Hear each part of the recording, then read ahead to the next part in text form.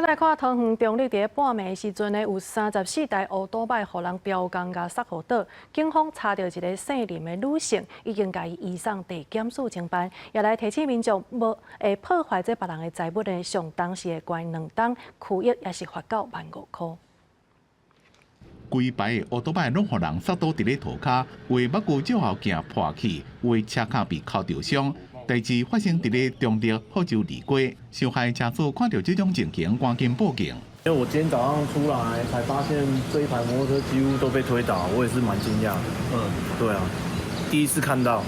凌晨2点半我刚到家，然后听到楼下有人家情侣吵架的声音。早上邻居就跟我们讲说，楼下车子都倒了，我们就下去看，然后就看到整排都倒了。这个查某人正大力甲停伫路边的乌多摆杀倒。警方伫到透早3点半接到报案，遂派人到现场处理。初步了解，这个44岁姓林的查某人，敢若是甲查甫朋友冤家了，心情歹，甲停伫路边的34台乌多摆拢淹倒。获报在福州2街一带有现行犯正毁损机车，立即派员到场处置。